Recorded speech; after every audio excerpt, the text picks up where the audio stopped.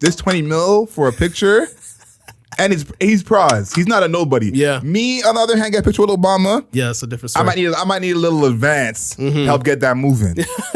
Pras, known. Yeah. A legend to some. Welcome back, people. This is Soundbites, a portion of the podcast, the Alamo podcast, where we're talking about the culture, the people about the culture, the words that are just circulating on the internet.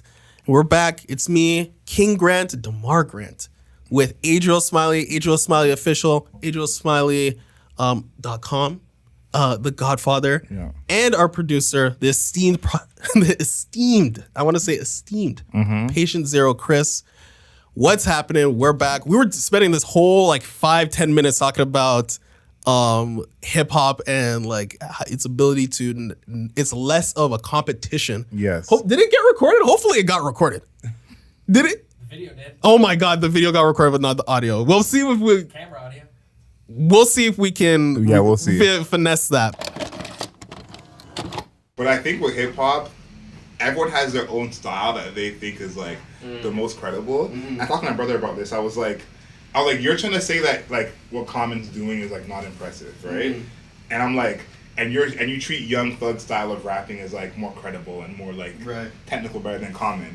And it's that's a personal choice that's based on your lack of understanding of the genre. Not saying that they can't be right, but it's if you listen to the genre from the beginning.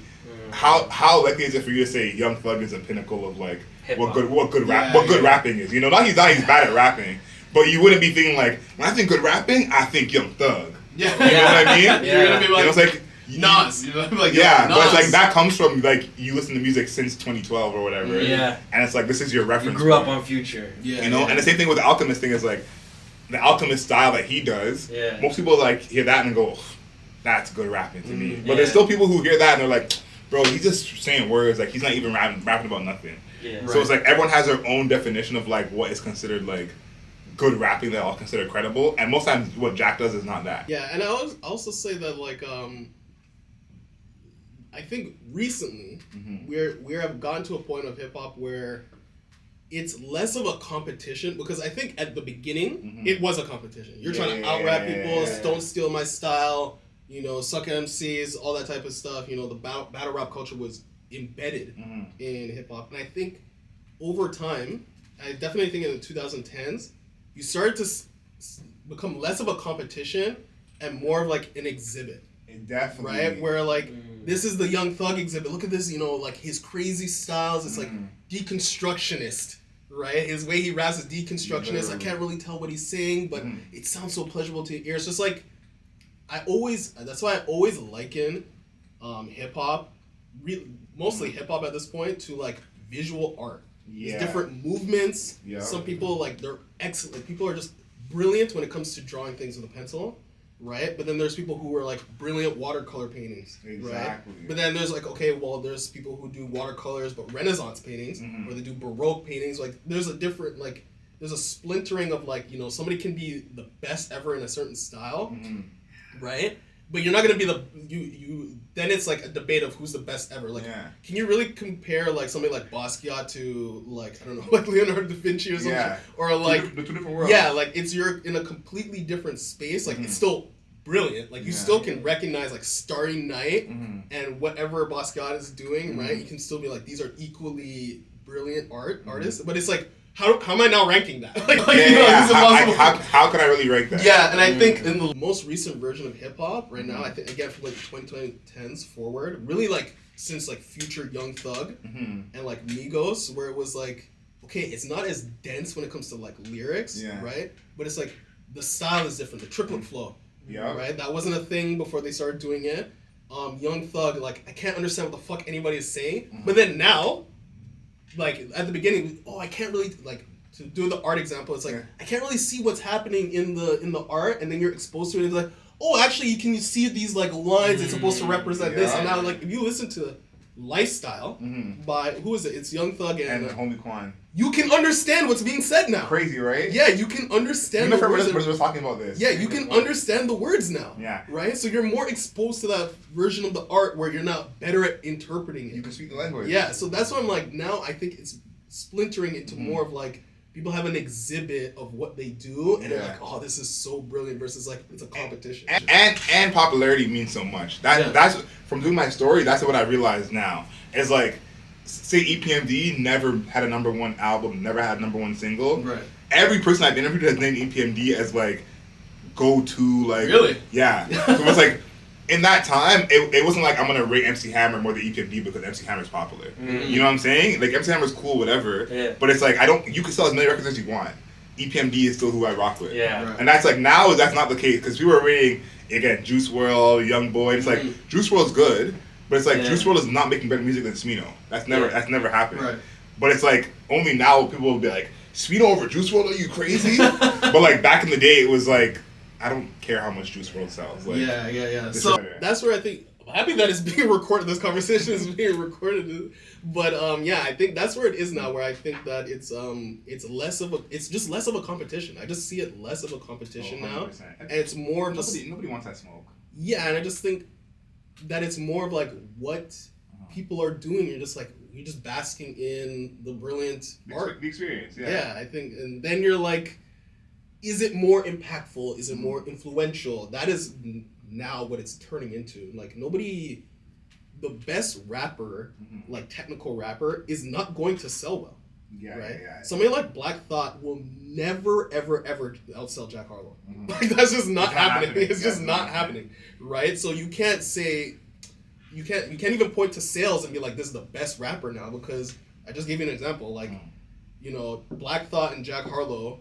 Or Black Thought and like Nas, right? Not gonna outsell Drake and Lil Nas X. Like that's that's not happening, right? Yeah. So it's more of just like, okay, this person, technical, proficient when like they're drawing, like they draw it, nobody can draw better than them. Yeah. Right? And then another person's like, nobody can paint better than them. Right? And then another person's like, nobody can sculpt better than them. Right? And now those people are like, they stand next to each other. They exist in the same genre. It's all visual art. It's all audio art. But there is no like direct comparison anymore. Like it's not possible. I think it's a mix because I think that formula that worked for anyone back in the day, from Jay-Z when he progressed to the Blueprint, or J. Cole when he progressed to Sideline Story, or Kendrick progressing to Good Kid, Mad City. Starting out as credible for your technical rapping and then becoming a more mainstream artist who becomes more popular, I think that's the recipe for being considered one of the best. Right. I think now there's a lot of people who are just popular in a sense, and there's a group that considers them the best, but we're not going to talk about that group. But I think that formula of I'm known for my rapping, they trust me as a rapper, they believe in me as a rapper, now just let me have a bigger song than so-and-so. So I think that's probably what's gone is like JID, who we've heard about a lot on TikTok. Allegedly top 50. Y'all love Jid. Yeah. Someone like him is one of the last people I think of and Denzel Curry would fit into this too, where they're so lauded for their technical ability as a rapper. Everyone, no matter how popular they are at that time, is like, nah, Jid could rap with anyone. I remember when Jid first came out, they were saying he could go head to head with Kendrick. Yeah, I'm like, he has a song and a half out. Let's relax. But it's people like that who you start off with, that's what your calling card is. And as you grow and become more popular, you kind of round out your game. Right. That is, we mentioned two guys from the past like 10 years. That's not much a thing anymore. Right. It's more like, listen, get popping, become popular. Yeah. And someone I think of when you talk about popularity is Post Malone, because Post Malone rode this line or something. He's not a rapper, but there's a point when he rode this line of like being credible, people like his music, and being extremely popular. Now, it didn't really last long because he was very popular very quickly. But I remember when White Iverson came out, that was a huge, huge track. Yep. Still bangs to this day.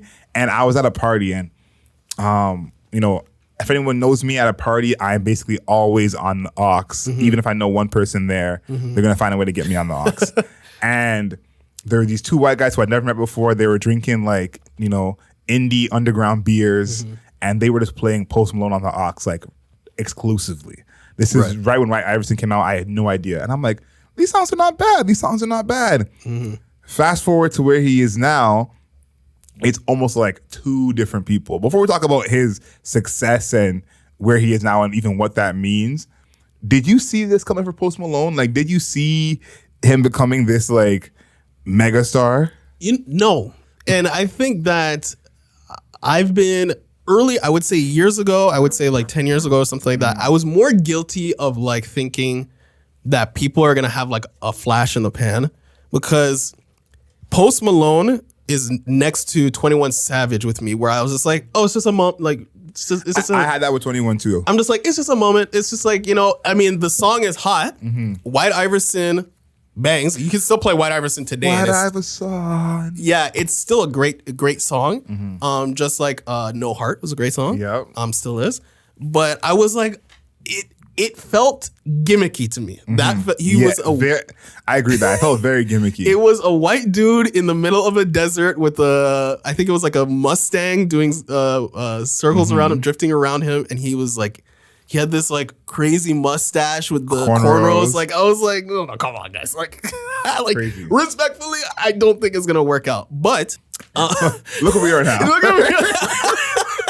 8 diamond singles. Yeah, he dropped Post Malone now is at what was the name of it? He's at the point now where he is dropping an album literally as a flex. The album is a flex. It's called the Diamond Collection. The Diamond Collection, where he has 8 diamond songs. And he's just like, oh yeah, I'm just gonna like release them in a compilation, whatever, who cares? Like I think that it's actually incredible to see him go from White Iverson, where I legitimately thought it was a gimmick, to this guy is like one of the biggest artists of our time right now. Legit. I thought it was an amazing tie-in, one because we just reviewed the Jack Harlow album, Jack Man, and you said right there, the perception, the braids, the wily mustache, he's in the desert. This is a gimmick. Yeah. And if those 2 white guys at that party had not played me 6, Post Malone songs, I would have thought the exact same way. I wouldn't have found those songs on my own. There's no way for me to think he's not a gimmick. And then to fast forward to now where he's one of the biggest artists.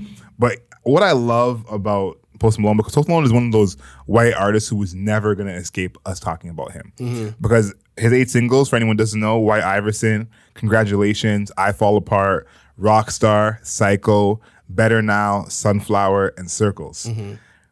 4 of those songs have features. Half of his hits have features. And these are all like hip hop artists who are generally in the center of hip hop. Yep. Quavo, 21 Savage, Ty Dolla $ign, and Sway Lee. I don't think any of those artists would have had a diamond single otherwise. I think the only one here who has another diamond single is Sway Lee with Unforgettable, him and French Montana. Yep. But basically all of these artists, their biggest single is with Post Malone. And so Post Malone being this big of an artist, it makes half sense. But at the same time, it's just like, how is this even really possible? Yeah, how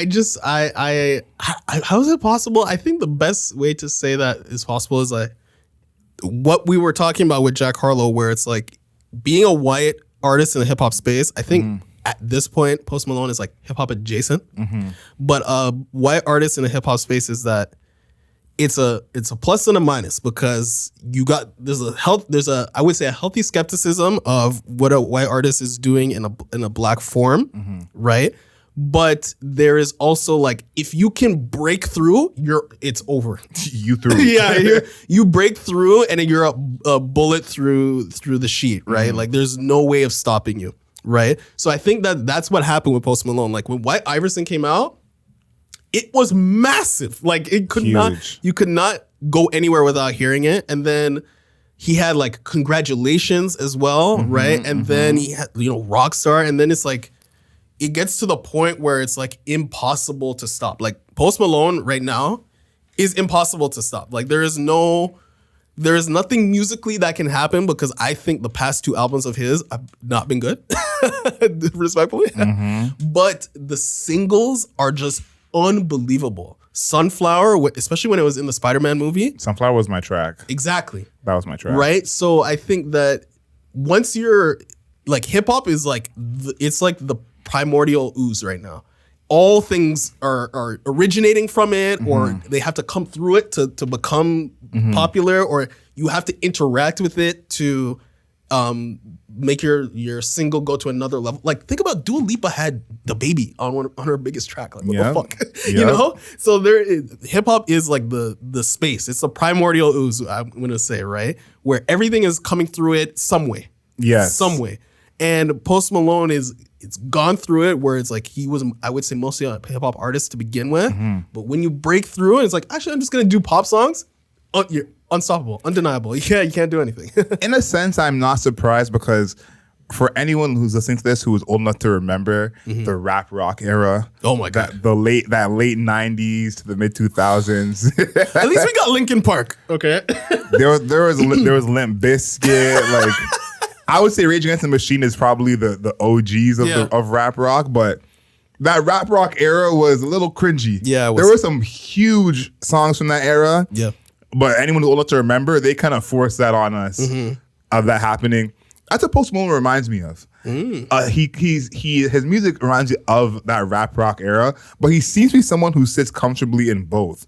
Now, I'll say this: the only song that is rock-ish from his top 8 is "I Fall Apart." Yeah, Better Now is more pop, I think, than rock. But I think that's so interesting that it's an artist who is kind of riding the rap, rock, pop, tightrope, who has all these diamond singles, but that most of these singles are hip hop singles. Yeah. And I think that is so interesting because these are coming from, a white artist where it's like, who do you think the black artist would be to eventually reach Post Malone in its 8 diamond singles? Drake. And I think that's kind of it. Like here I was gonna say it. I don't think anyone's gonna get there because the key, I guess, component that I see that put all these singles together is they're all melodic. Right. So you think Sunflower, Psycho, even Rockstar, Congratulations. Yeah.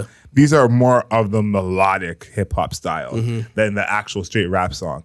God's Plan being one of Drake's biggest songs as a straight rap song is pretty surprising to me. Right. Because I feel like his other rap songs, like God's Plan is not that different from Headlines to me. What is the main difference for God Plan, having 1 billion streams and Headlines having 500 million? What is the main difference between those two? Maybe the music video? The music video, and also that the 2-line is like, what's the 2 lines where it's like, I my mama. Yeah, it's like, I only love my bed and my mom, I'm sorry. That catapulted him. No, for sure. That song, it catapulted that song. But I think from that, I see like this melodic style is where a lot of these hits come from. Yeah. And I think that is where Post Malone is really kind of untouchable because he's all in on that. He's not going to try and rap anytime soon. That's the thing is like, even though he's hip hop adjacent, he's like, I'm not going to rap. I'm not Jack Harlow.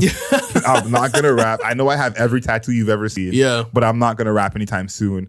Y'all's going to hear these vocals. Yeah, I think that, but he still interacts with, like, he's still like, him and 21 Savage, I feel like are probably one of the oddest couples, but it works every time. Him and Roddy Ricch too are very tight. Yeah, so he's adjacent only in musical style, but his like aesthetic is still maintains like a hip hop appeal, right? And the people who are making hip hop and rap music like still mess with him. They still like if you saw in the next project, if you saw a song like featuring 21 Savage, featuring like Roddy Ricch, and featuring like Young Thug, you wouldn't bat an eye at it. No, not at all. You would totally be like, oh yeah, this is totally a thing, right? So I think that that ability for him to stand, like come through it, and then like those connections that he picked up, he still holds on to them while like, okay, I'm gonna shift just a little bit this way. Not too far. Just a little bit. Just a little bit. And I still have those people because the genre also shifted a little bit, further to a more melodic sound. Like somebody like Roddy Ricch and Young Thug, like would not exist in 2005. They just simply would, especially Young Thug. He would not exist. They wouldn't. And I think the thing that I think is interesting before we go back into the past and talk about our boy, former Fugees, this melodic style that he has that has birthed some of these diamond hits, I don't think is exclusive to him. When you're talking about someone like Roddy Ricch, who is the box, baby, the definition of melodic rap, and who he has hits on his own, I think it's more of like a musical upbringing that Roddy Ricch is not going to make a Better Now, or Roddy Ricch is not going to make a Psycho in the same way, because Roddy Ricch has more of a cadence of someone who's actually rapping. Yeah, even though he's very melodic, rap is at his core, and so it's like that. I think is the main difference, because there are a lot of melodic rappers who are not making these songs, and Sway Lee I think is really the closest one.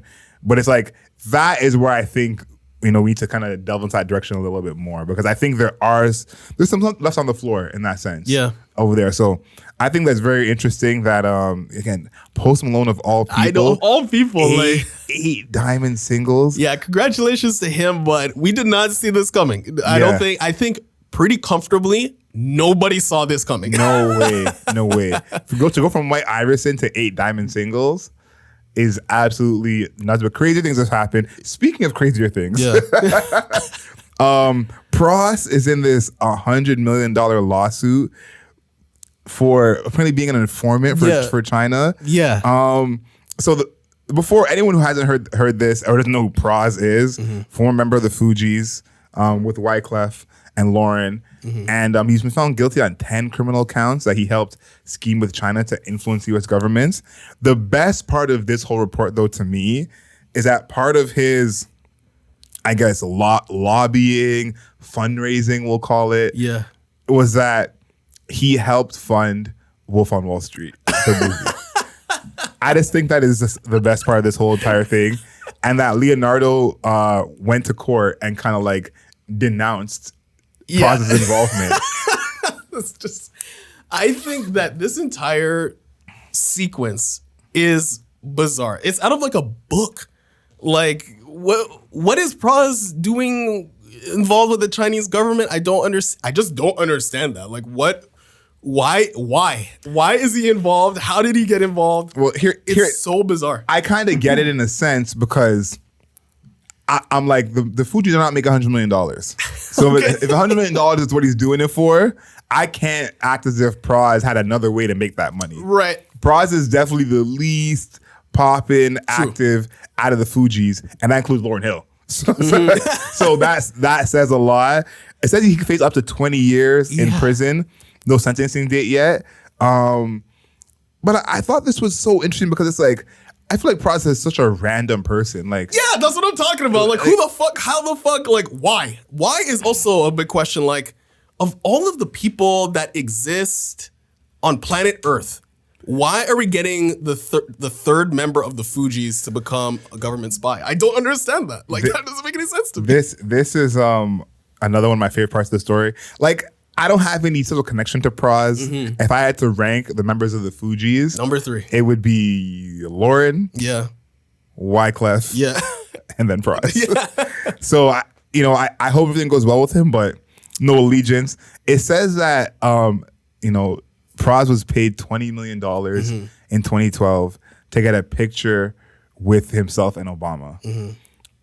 That is the most expensive picture I've ever heard of.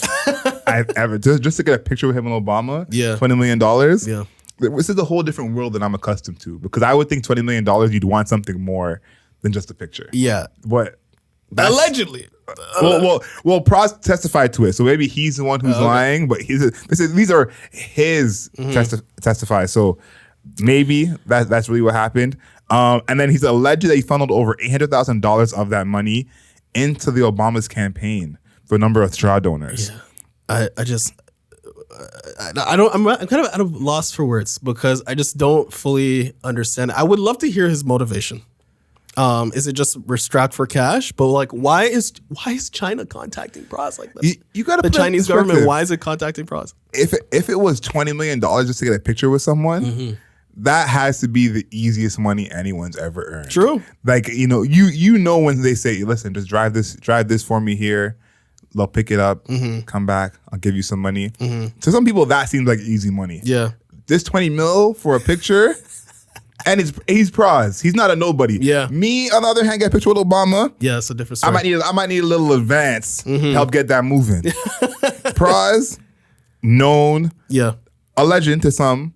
So I can understand that part of it. Now, the rest of, the Wolf on Wall Street part of it, money back into the Obama's campaign, that's a whole different ballgame. But just the specific $20 million for a picture with Obama, I don't think he needed much convincing for that one. I think that one was pretty straightforward. But I want to hear everyone's thoughts. First of all, please let us know in the comments. Did you know who Pras was before this? No, that's Do you know who Pras is right now? I feel like there's a lot of our listenership who has no idea who Pras is. So please, I want to know that. Secondly, would you do it? Are you on the same page? 20 million for a picture with Obama? Is that a yes or a no? That's all I want to know. Yeah, that's a great question. Hey man, 20 mil, that's a nice 20 mil. A cool 20 mil for just a picture is pretty easy money. I would have quit after that. I would have said, you know what, guys? You can terminate me. This is I'm out after this. So I thought that was very, very interesting. Yeah. The last thing we want to talk about in sound bites, we mentioned it a bit before. AI, baby. Talking about the beautiful people over at AI. It's really coming to fruition. I feel like I am a fortune teller. Yeah. Because I did mention these 50-50 splits. Artists are starting to say that now. They're posting videos and tweeting saying, if you use my voice in AI, I want a 50-50 split on this song. Grimes has said it. Yeah. Two Canadian artists. Grimes has said that, and Killy, right, has said that as well, where it's just like, hey, if you got a great track, give me a 50-50 split, and it's all good. I'll have we can work something out. I think there's gonna be more of that coming, but I do think that the level of artists who will be doing that is gonna be at a cap. Right. I think we have yet to see like a real A-list, Billboard chart topping artist say that. Like, if Adele comes out and says, give me half of the proceeds for any AI, give me half of the... That's a massive come up. That would be huge. Because here's my thing is that the splits on streaming are still very, very minimal. Everyone knows that. Yep. To make $3,000, you need 1 million streams. And so... this song that we talked about a few weeks ago with The Weeknd and Drake had 600,000 streams by the time it was taken down. Splitting that 50-50 with the Drake and The Weeknd, that person is not making that much money. Yeah. And so I think like it's a great move from the artist to say, yo, give me half and you could do whatever you want with the song. But I think that will ultimately be a deterrence because some of these, like, once the artist takes half, you're not making any money on these songs. Now, again, maybe it's more money than no money because you just posted on TikTok and now you post it on Spotify. It gets a certain amount of streams. You make, a couple of $1,000 rather than making no money. But I think that for anyone who's trying to do this seriously with the AI, that's a huge, huge return. Because half of the masters, half of the publishing is a lot. Yeah. It's a lot of money. So I think that it's an interesting concept. I am wary of what that means for like art, because if you're like, okay, cool, like if a machine makes it like sick, I just got 50%, and then I can just like walk away. I just like think about like as the artist, like this devalues your art, bro. Like you're submitting more of what you do to a machine versus what you actually do, and this is only a hypothetical, but if one of them becomes like a huge song, then it's going to be like one of those questions where like as an audience, we have to start thinking about what does that mean if a huge song can happen where it's just a computer? You need to like, now then we're at a point, this has not happened yet. Obviously this is looking down the line, but you got to get to a point where it's like, okay, so if a machine does it and it sounds just as good, do we care anymore about the artist? And then you're getting to a weird space of like, okay, if you've noticed, the things that are getting the people that are getting AI'd, people of color, right? And it's hip hop too. A lot. Right? So it's a lot of like, okay, if I can replicate this black or person of color's voice and exclude them from exclude having to deal with the shit that they do, or exclude for having to deal with them as a person regardless, then we're into this like weird space of like black creators are being removed from a space that they've created, right? And being replaced with a machine, and the people who run the machines don't look like them. This is the easiest way to say. That's the easiest way to say that. Yeah. So I'm just saying it's dicey. I know I sound like an alarmist. I sound like an alarmist and I recognize that. But somebody's got to just be, it's not like a big alarm. I'm just like, I got the bell in the background. I'm like, hey, be careful. It's more like a little bell going on. Yeah. I think you're onto something, but I just ultimately think that this these songs will not be popping. I don't think it's never like there will be some song that somehow skates through because they AI'd two unknown artists. You know what I'm saying? They AI'd Red Veil and Denzel Curry, and now it's the biggest song they both have ever had. Right. Maybe that may happen, but I really think that the way the labels have the ability to push songs into becoming more popular, they have the same ability to stop songs from becoming more popular. So I think that is ultimately what's going to happen, is because even if, Killy and Grimes are getting half, I don't think their label would like for Killy's best performing song on Billboard to be an AI song. Right. Is he going to perform that now when he does shows? Because that's what that's going to turn into. And so I think that ultimately it will not get there into these being big songs because the labels will use everything in their power. You know what I'm saying? I will be getting emails, I think in the next few months, of labels saying, this song cannot be played on your station. So that sort of thing. Yeah. Because that ultimately, you're saying it devalues their art. A huge devalue of their art, especially when it's a lesser artist a lesser known artist where this AI song could be their biggest song. And then what? It would take so much for someone to AI Post Malone and have a bigger song than Post Malone's already has. But if you talk about someone who's a smaller artist and they get an AI hit on TikTok and all of a sudden it's like, oh, okay, so we never heard this artist before, but we now know of him because of AI. Yeah. That's not what the AI is better than the rest of your music. And that's not what anybody wants. So I think ultimately that's where, unless they get this under control and they get legislation passed where they can control this AI, I think that's what labels will be doing going forward. It'll be like, all right, this new song is bubbling on TikTok, let's put a stop to it. Because these labels are in bed with TikTok in the first place. We know that. So that's where I think we're headed, where, yes, the 50-50 split is like a good incentive in a sense for the artist of if anyone does use my song. But I just don't see any way a label is going to just, let one of these songs chart. Talk about NLE Choppa. He's a pretty, decently popular artist. Does he have a big pop single that everybody knows? If AI were the ones to produce that and now all of a sudden everyone knows NLE Choppa because of this AI song, label's gonna be pissed. Yeah, I think that the AI thing, worrisome. I'm slight alarmist. You seem to be very cool on it, so whatever. But I think that it's gonna be something that's gonna be a part of our future, and we are just at the brink of it.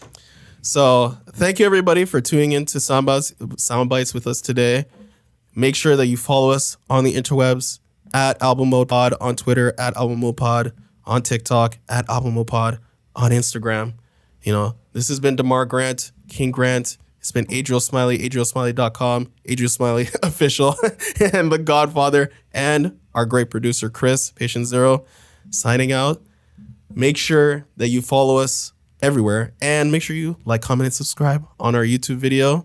And make sure everybody know yourself and know your worth. Cancel canceling, bring back bullying.